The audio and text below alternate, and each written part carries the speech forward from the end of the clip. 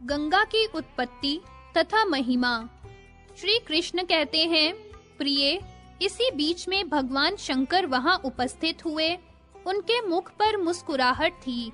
वे सारे अंगों में विभूति लगाए वृषभ राज नंदिकेश्वर की पीठ पर बैठे थे।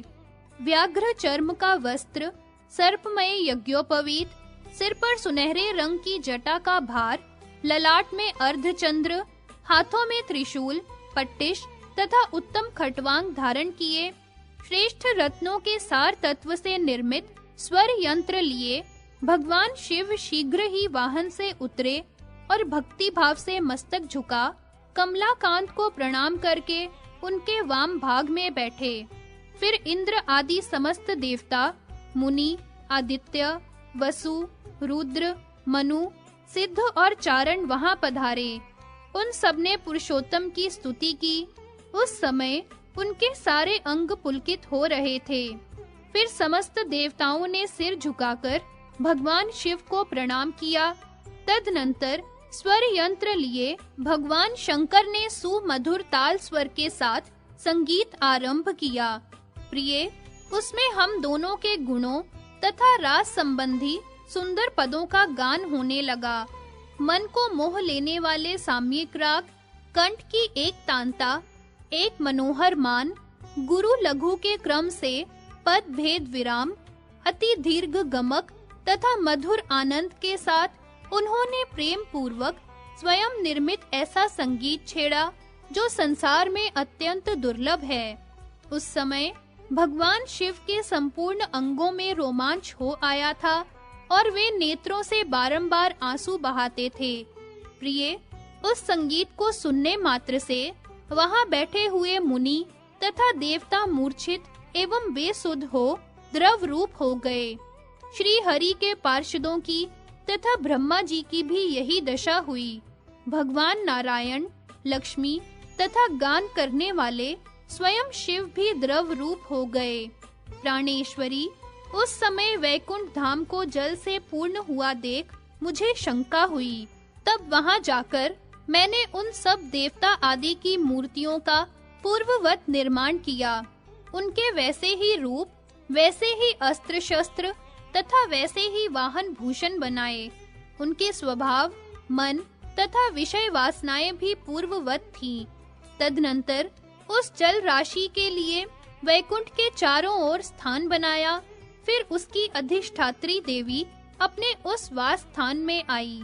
समस्त देवताओं के शरीर से उत्पन्न हुई वह दिव्य जल राशि ही देव नदी गंगा के नाम से प्रख्यात हुई। वह मुमुक्षुओं को मोक्ष और भक्तों को हरि भक्ति प्रदान करने वाली है। उसका स्पर्श करके आई हुई वायु के संपर्क से भी पापियों के करोड़ों जन्मों के नानाविध पाप तत्काल नष्ट हो जाते हैं।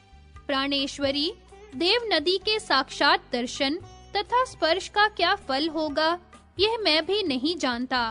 फिर उसके जल में स्नान करने से प्राप्त होने वाले पुण्य के विषय में तो कहना ही क्या है। उसकी महिमा का सम्यक निरूपण असंभव है। पृथ्वी पर पुष्कर को सब तीर्थों से उत्तम बताया गया है। वेदों ने उसे सर्वश्रेष्ठ कहा है, परंतु वह भी इसकी 16वीं कला के भी बराबर नहीं है। राजा भगीरथ इस देव नदी को भूतल पर लाए थे, इसलिए यह भागीरथी नाम से प्रसिद्ध हुई। सुरधुनी अपने स्तोत्र के अंश से पृथ्वी पर आई थी, अतः गां गता इस व्युत्पत्ति के अनुसार उसका गंगा नाम प्रसिद्ध हुआ। इसके जल पर क्रोध होने के कारण महात्मा जहनु ने इस नदी को अपने जानुओं द्वारा ग्रहण कर लिया था। फिर उनकी कन्या रूप से इसका प्राकट्य हुआ, अतः इसका दूसरा नाम जानवी है। वसु के अवतार भीष्म इसके गर्भ से उत्पन्न हुए थे, इस कारण यह भीष्मसु कहलाती है। गंगा मेरी आज्ञा से 3 धाराओं द्वारा स्वर्ग, पृथ्वी तथा पाताल में गई है, अतः त्रिपथगा कही जाती है। इसकी प्रमुख धारा स्वर्ग में है, वहां इसे मंदाकिनी कहते हैं। स्वर्ग में इसका पाट 1 योजन चौड़ा है और यह 10,000 योजन की दूरी में प्रवाहित होती है। इसका जल दूध के समान स्वच्छ एवं स्वादिष्ट है तथा इसमें सदा ऊंची-ऊंची लहरें उठती रहती हैं। वैकुंठ से यह ब्रह्मलोक में और वहां से स्वर्ग में आई है। स्वर्ग से चलकर हिमालय के शिखर पर होती हुई यह प्रसन्नता पूर्वक पृथ्वी पर उतरी है। उसकी उस धारा का नाम अलकनंदा है। यह क्षार समुद्र में जाकर मिली है। इसकी जल राशि शुद्ध स्फटिक के समान स्वच्छ तथा अत्यंत वेगवती है। यह पापियों के पाप रूपी सूखे काठ को जलाने के लिए अग्नि रूपिणी है। इसी ने राजा सगर के पुत्रों को निर्वाण मोक्ष प्रदान किया है। यह वैकुंठ धाम तक जाने के लिए श्रेष्ठ सोपान है। यदि मृत्यु काल में पहले पुण्यात्मा सत्पुरुषों के चरणों को धोकर उस चरणोदक को मुमुर्षु मनुष्य के मुख में दिया जाए तो उसे गंगा जल पीने का पुण्य होता है। ऐसे पुण्यात्मा सत्पुरुष गंगा रूपी सोपान पर आरूढ़ हो निरामय पद को प्राप्त होते हैं। वे ब्रह्मलोक तक को लांघकर विमान पर बैठे हुए निर्बाध गति से ऊपर के लोक में चले जाते हैं। यदि देववश पूर्व कर्म के प्रभाव से पापी पुरुष गंगा में डूब जाए तो वे शरीर में जितने रोए हैं उतने दिव्य वर्षों तक भगवत धाम में सानंद निवास करते हैं। तदनंतर उन्हें निश्चय ही अपने पाप पुण्य का फल भोगना पड़ता है, परंतु वह भोग स्वल्प काल में ही पूरा हो जाता है। तत्पश्चात भारतवर्ष में पुण्यवानों के घर में जन्म ले निश्चल भक्ति पाकर वे भगवत स्वरूप हो जाते हैं। जो शुद्धि के लिए यात्रा करके देवेश्वरी गंगा में नहाने के लिए जाता है, वह जितने पग चलता है उतने वर्षों तक अवश्य ही वैकुंठ धाम में आनंद भोगता है।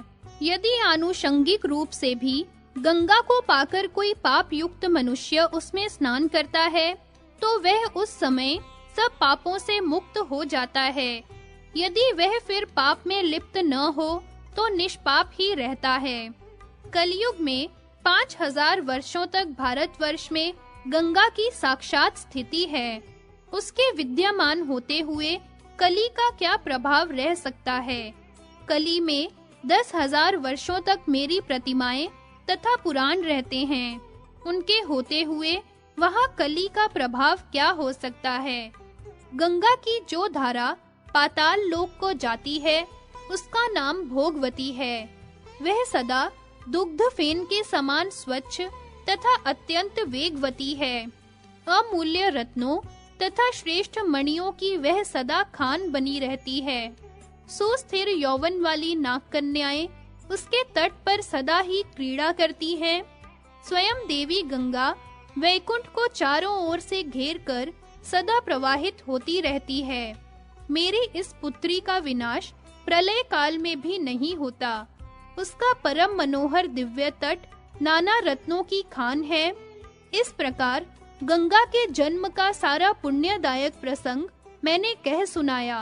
अब ब्रह्मा जी को मोहिनी के शाप से किस प्रकार छुटकारा मिला, यह सुनो।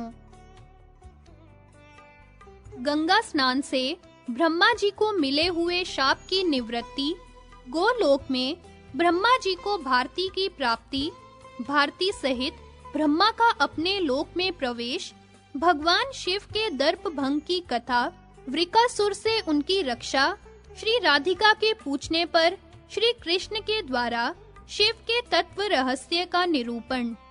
भगवान श्री कृष्ण कहते हैं, प्रिय, तदनंतर सबने गंगा को देखकर मेरी माया मानी। उस समय नारायण ने कृपा पूर्वक ब्रह्मा जी से कहा। श्री नारायण बोले, चतुर्मुख, उठो, जाओ, तुम्हारा कल्याण होगा। तुम्हें शाप लगा है, अतः मेरी आज्ञा से इस गंगा में स्नान करके पवित्र हो जाओ। यद्यपि तुम स्वयं पवित्र हो और वे समस्त तीर्थ तुम वैष्णव पति का स्पर्श प्राप्त करना चाहते हैं, तथापि प्रकृति की अवहेलना करने से तुम्हें शाप मिला है।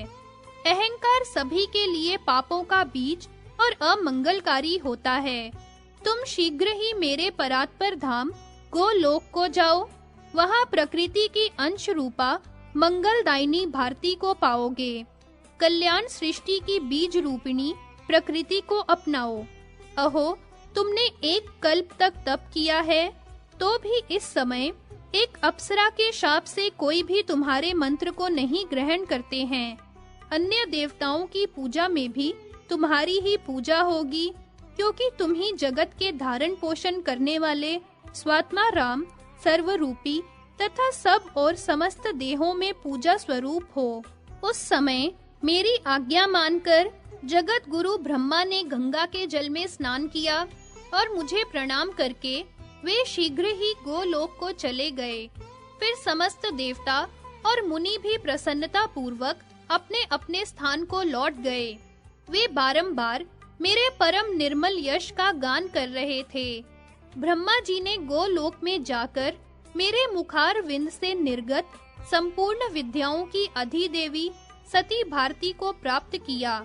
वागीश्वरी भारती को पाकर उन्हें बड़ी प्रसन्नता हुई।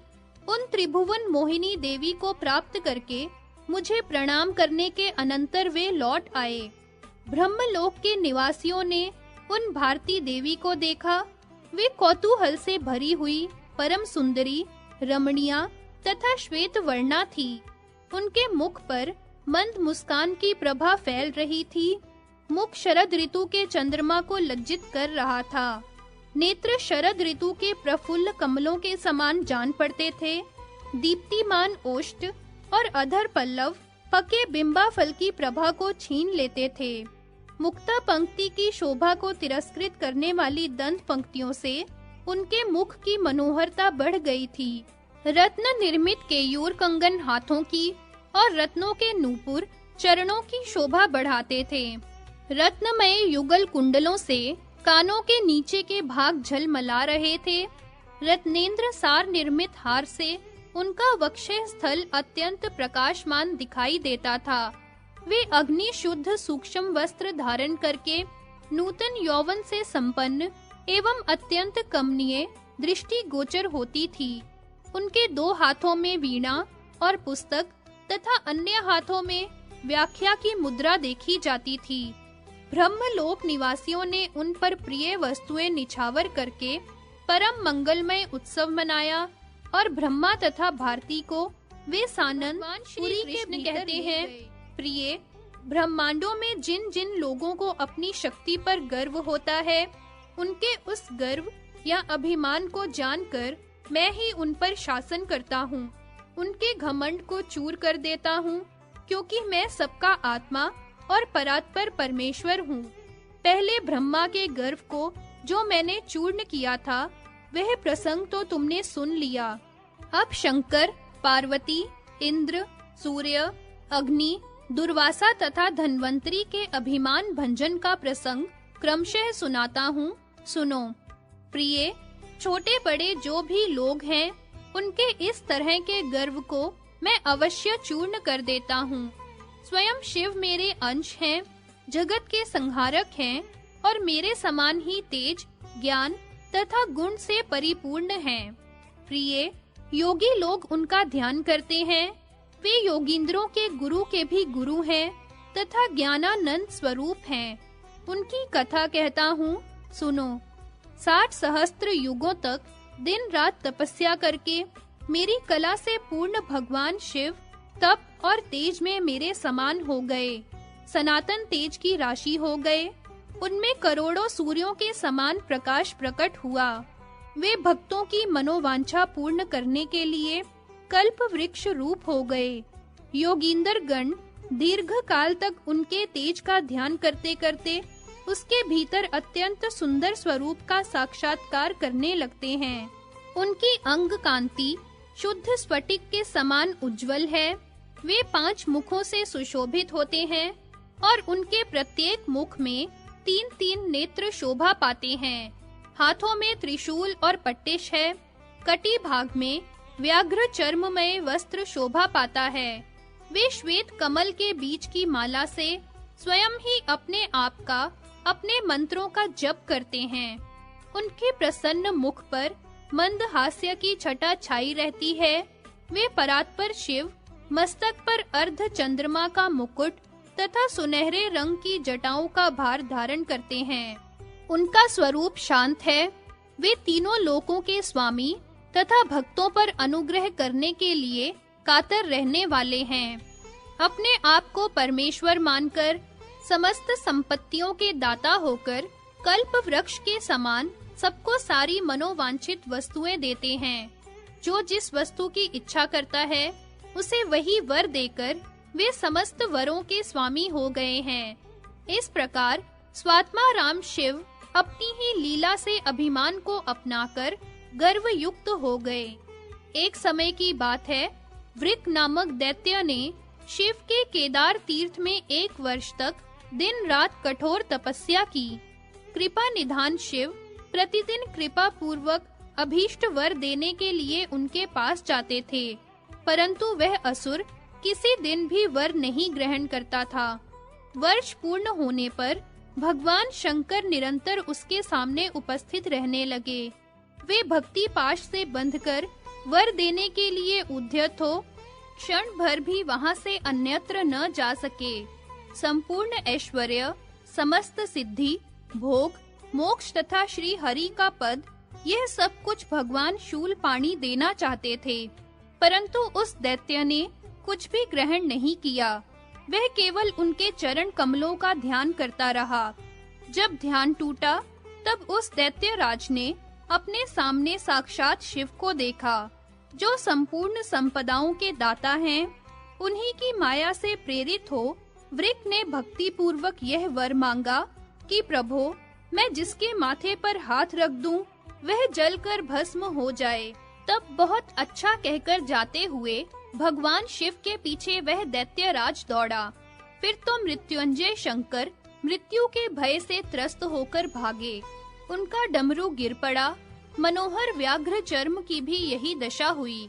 वे दिगंबर होकर दानव के भय से 10 दिशाओं में भागने लगे।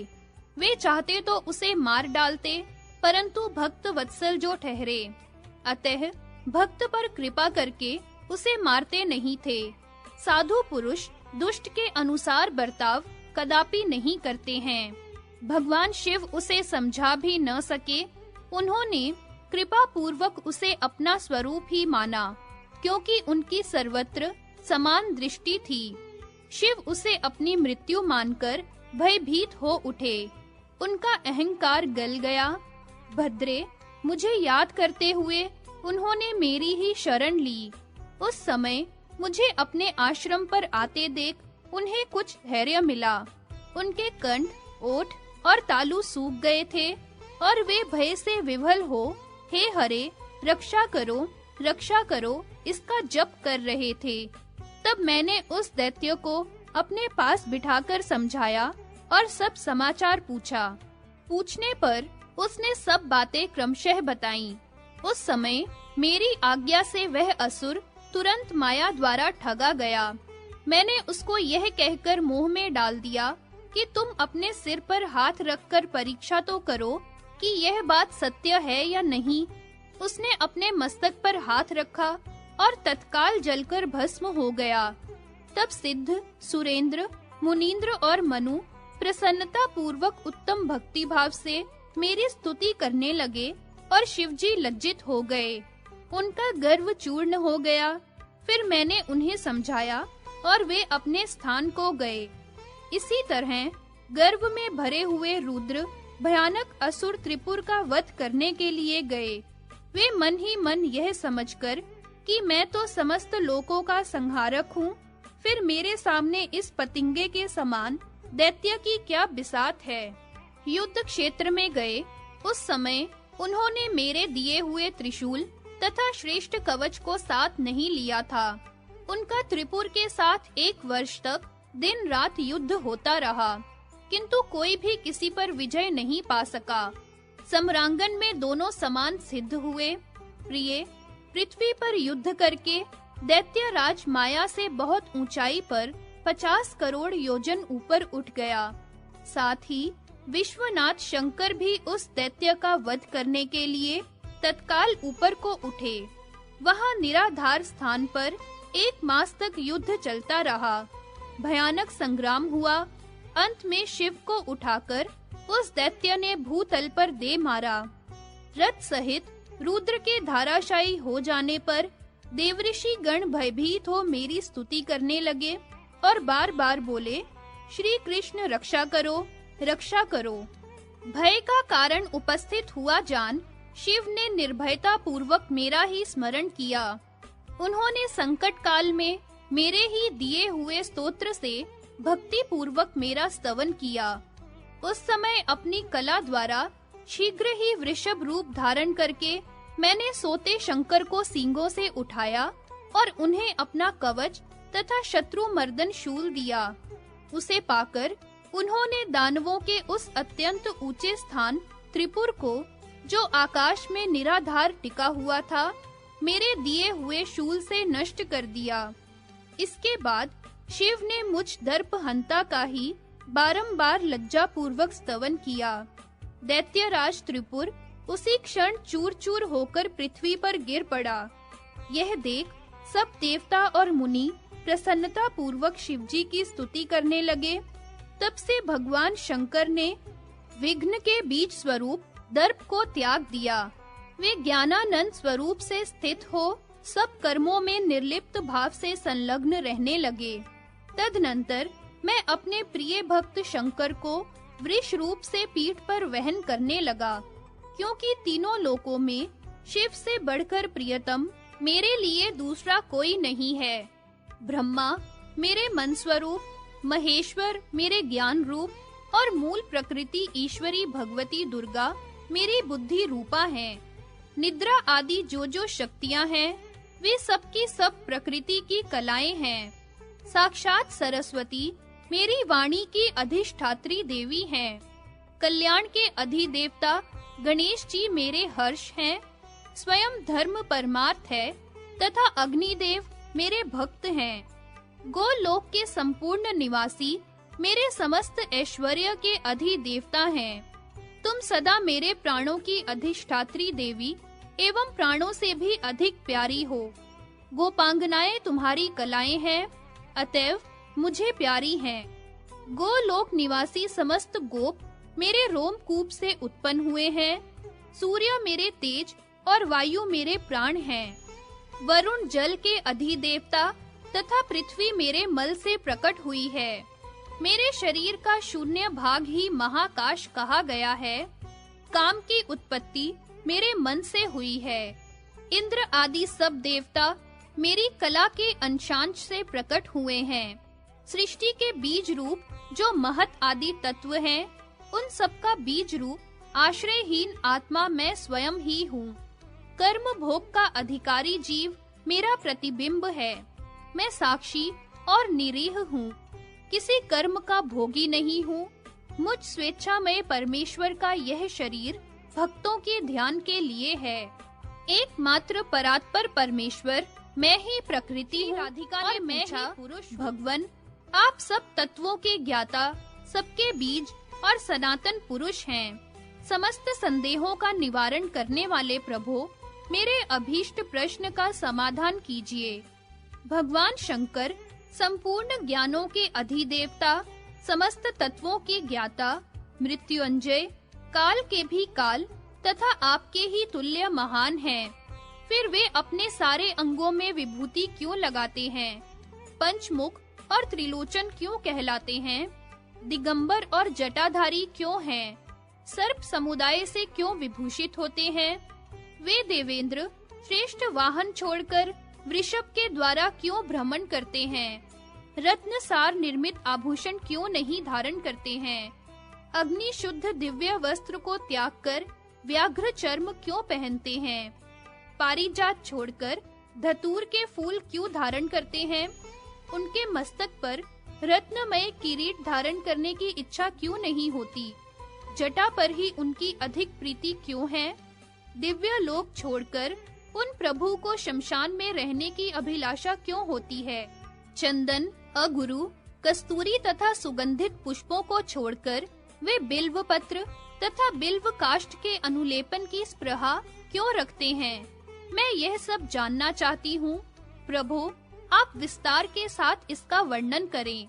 नाथ, इसे सुनने के लिए मेरे मन में कौतूहल बढ़ रहा है, इच्छा जाग उठी है।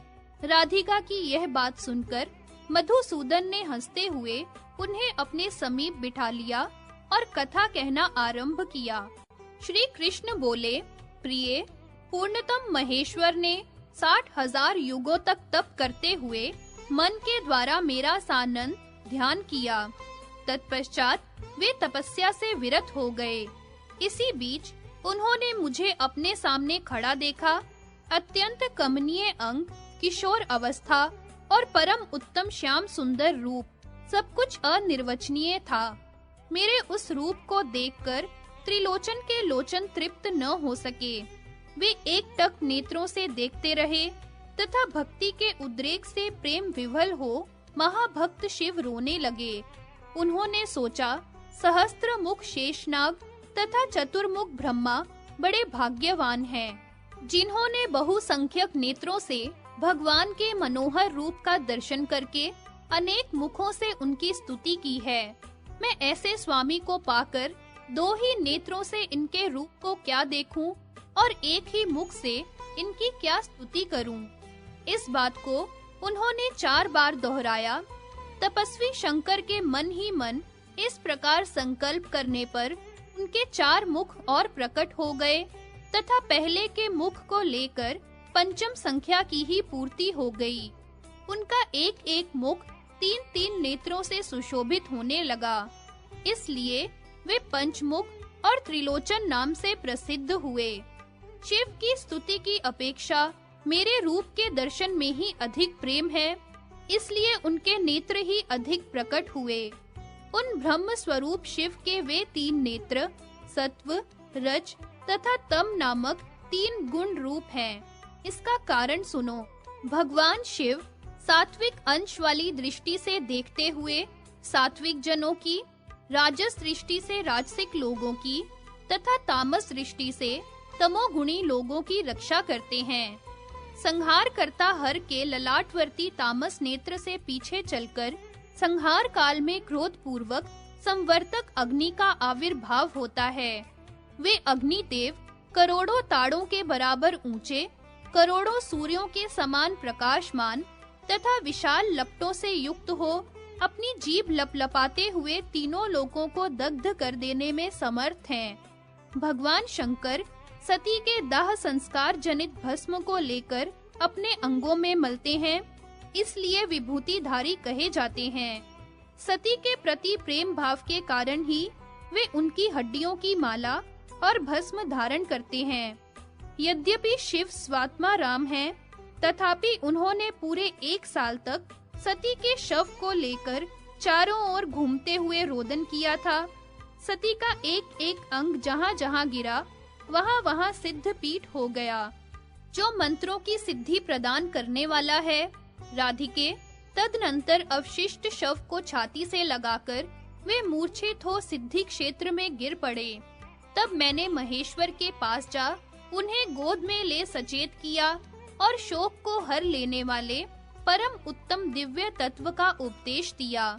उस समय शिव संतुष्ट हो अपने लोक को पधारे और अपनी ही दूसरी मूर्ति काल के द्वारा उन्होंने अपनी प्रिया सती को प्राप्त कर लिया। वे योगस्थ होने के कारण दिगंबर हैं। उन नित्य परमेश्वर में इच्छा का सर्वथा अभाव है। उनके सिर पर जो जटाएं हैं, वे तपस्या काल की हैं, जिन्हें वे आज भी विवेक पूर्वक धारण करते हैं।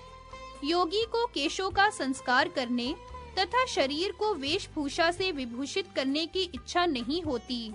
उसका चंदन और कीचड़ में तथा मिट्टी के ढेले और श्रेष्ठ मणि रत्न में भी संभाव होता है। गरुड़ से द्वेष रखने वाले सर्प भगवान शंकर की शरण में गए।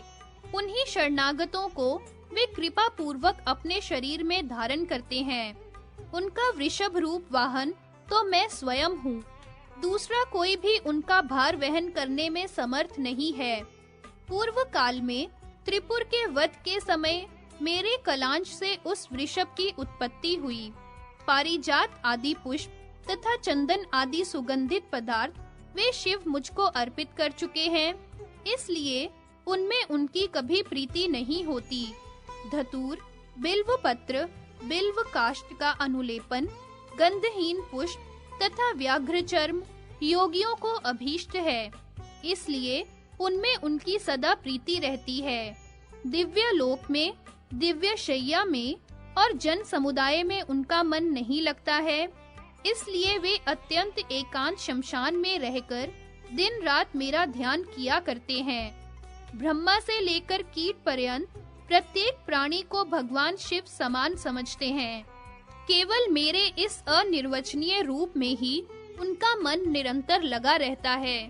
ब्रह्मा जी का पतन हो जाने पर भी शूलपाणी शंकर का क्षय नहीं होता। उनकी आयु का प्रमाण मैं भी नहीं जानता, फिर श्रुति क्या जानेगी। मृत्युंजय शिव ज्ञान स्वरूप हैं। वे मेरे तेज के समान शूल धारण करते हैं। मेरे बिना कोई भी शंकर को जीत नहीं सकता। शंकर मेरे परम आत्मा हैं। शिव मेरे लिए प्राणों से भी बढ़कर हैं। उन त्रिलोचन में मेरा मन सदा लगा रहता है। भगवान भव से बढ़कर मेरा प्रिय और कोई नहीं है। राधे, मैं गोलोक और वैकुंठ में नहीं रहता, तुम्हारे वक्ष में भी वास नहीं करता। मैं तो सदा शिव के प्रेम पाश में बंधकर उन्हीं के हृदय में निरंतर निवास करता हूँ। शंकर अपने 5 मुखों द्वारा मीठी तान के साथ सदा मेरी गाथा का स्वर सिद्ध गान किया करते हैं, इसलिए मैं उनके समीप रहता हूँ। वे योग द्वारा भ्रू भंग की लीला मात्र से ब्रह्मांड समुदाय की सृष्टि और संहार करने में समर्थ हैं। शंकर से बढ़कर दूसरा कोई योगी नहीं है जो अपने दिव्य ज्ञान से भ्रू भंग लीला द्वारा नष्ट हुए मृत्यु और काल आदि की पुनः सृष्टि करने में समर्थ है। उन शंकर से बढ़कर कोई ज्ञानी नहीं है। वे मेरी भक्ति, दास्य भाव, मुक्ति, समस्त संपत्ति तथा संपूर्ण सिद्धि को भी देने में समर्थ हैं। अतः शंकर से बढ़कर कोई दाता नहीं है। वे 5 मुखों से दिन रात मेरे नाम और यश का गान करते हैं और निरंतर मेरे स्वरूप का ध्यान करते रहते हैं।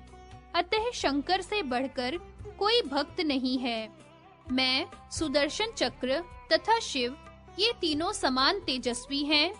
सृष्टिकर्ता ब्रह्मा भी योग और तेज में हम लोगों की समानता नहीं करते हैं। प्रिय, इस प्रकार मैंने शंकर के निर्मल यश का पूर्णतः वर्णन किया, तथापि उनका भी दर्प दलित हुआ।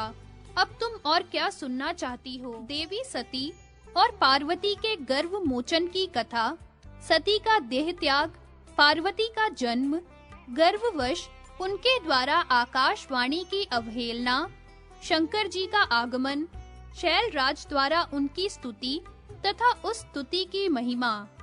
तदनंतर शिव निर्मालय का प्रसंग सुनकर श्री कृष्ण ने कहा, देवी, जगत गुरु शंकर के दर्प भंग का वृत्तांत तो तुमने सुन लिया।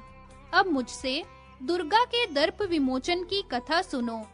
संपूर्ण देवताओं के तेज से प्रकट हो जगदम्बा ने कामिनी का कमनीय एवं मनोहर रूप धारण किया तथा दानवेंद्रों का वध करके देवकुल की रक्षा की। इसके बाद देवी ने दक्ष पत्नी के उदर से जन्म लिया।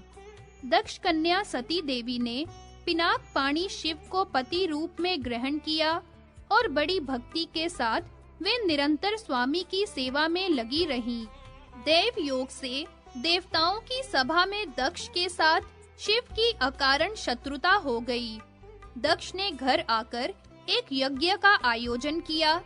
उसमें उन्होंने समस्त देवताओं को आमंत्रित किया, किंतु क्रोध के कारण शंकर को नहीं बुलाया।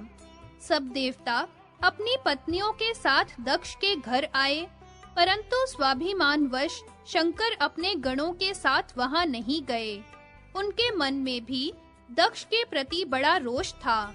सती के मन में पिता आदि के प्रति मोह था, इसलिए उन्होंने यत्न पूर्वक पति देव को उस यज्ञ में चलने के लिए समझाया। जब किसी तरह उन्हें वहां ले जाने में वे समर्थ न हो सकी, तब स्वयं चंचल हो उठी और पति की आज्ञा प्राप्त किए बिना ही दर्पवश पिता के घर चली आई। पिता के शाप से वहां उनका दर्प भंग हुआ। पिता ने उनसे बात तक नहीं की। वाणी मात्र से भी पुत्री का सत्कार नहीं किया। इतना ही नहीं, उन्हें वहां पति की निंदा भी सुननी पड़ी। उसे सुनकर स्वाभिमानवश सती ने अपने शरीर को त्याग दिया। प्रिय, इस प्रकार सती के दर्प भंग का वृत्तांत कहा गया। अब तुम उनके जन्मांतर तथा दर्प दलन की कथा सुनो।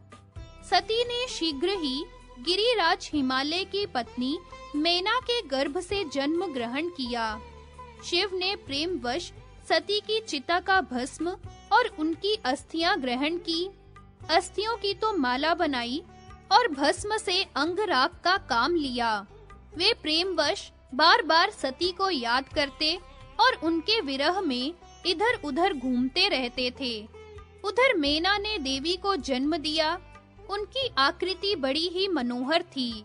विधाता की सृष्टि में गिरिराज नंदिनी के लिए कहीं कोई उपमा नहीं थी। गुणों की तो वे जननी ही हैं। अतः सभी और सब प्रकार के सद्गुणों को धारण करती हैं। समस्त देव पत्नियां उनकी 16वीं कला के बराबर भी नहीं है। जैसे शुक्ल पक्ष में चंद्रमा की कला बढ़ती है, उसी तरह हिमालय के घर में वे देवी दिनों दिन बढ़ने लगी। जब उन्होंने युवावस्था में प्रवेश किया, तब उन जगदम्बा को संबोधित करके आकाशवाणी ने कहा, शिवे, तुम कठोर तपस्या द्वारा भगवान शिव को पति रूप में प्राप्त करो, क्योंकि तपस्या के बिना ईश्वर को पाना अथवा उनके अंश से गर्भ धारण करना असंभव है। यह आकाशवाणी सुनकर यौवन के गर्व से भरी हुई पार्वती हंसकर चुप हो रही। वह मन ही मन सोचने लगी कि जो मेरे दूसरे जन्म की अस्थि और भस्म को धारण करते हैं, वे इस जन्म में मुझे सयानी हुई देख कैसे नहीं ग्रहण करेंगे।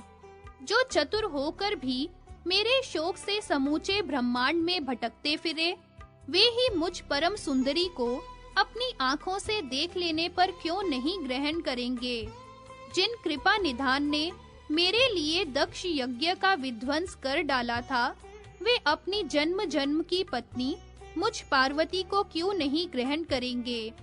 पूर्व जन्म से ही जो जिसकी पत्नी है और जिसका जो पति है, उन दोनों में यहाँ भेद कैसे हो सकता है, क्योंकि प्रारब्ध को कोई पलट नहीं सकता।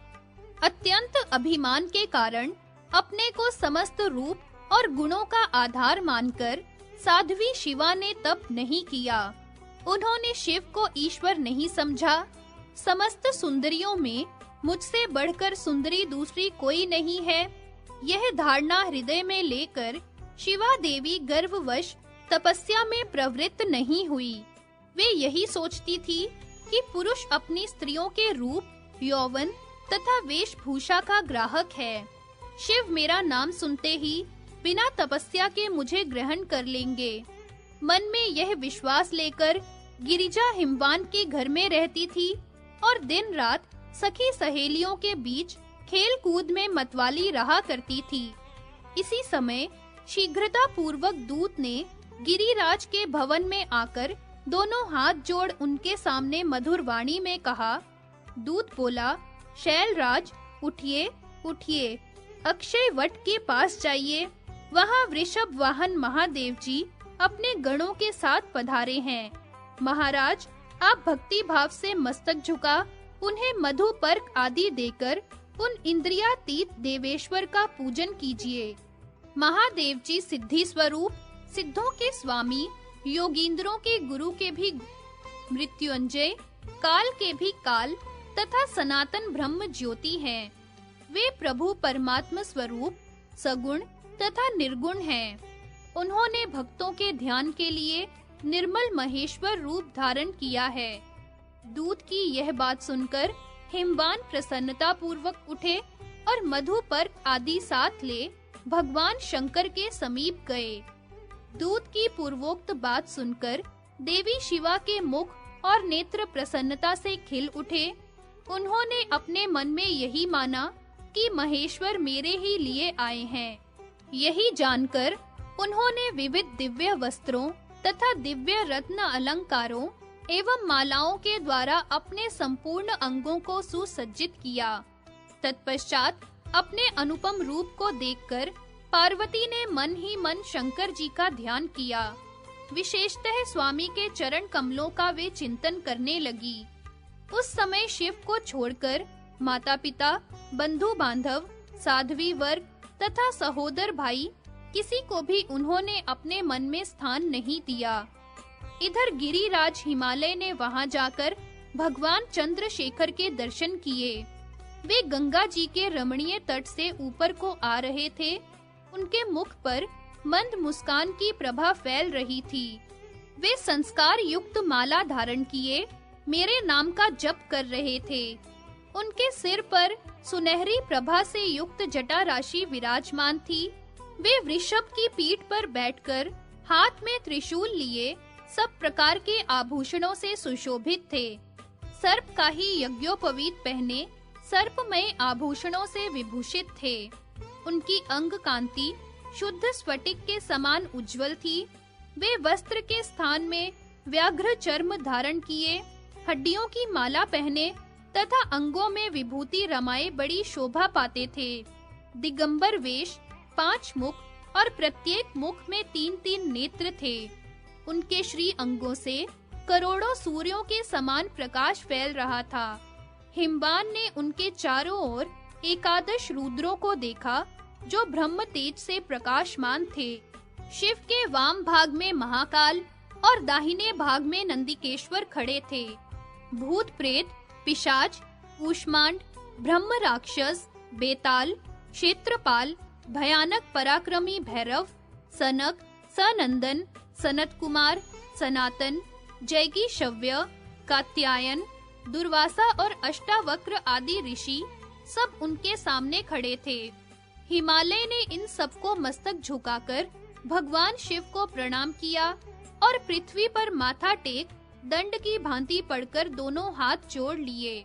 इसके बाद बड़ी भक्ति भावना से शिव के चरण कमल पकड़कर पर्वतराज ने नमस्कार किया और नेत्रों से आंसू बहाते पुलकित शरीर हो धर्म के दिए हुए स्तोत्र से परमेश्वर शिव की स्तुति आरंभ की।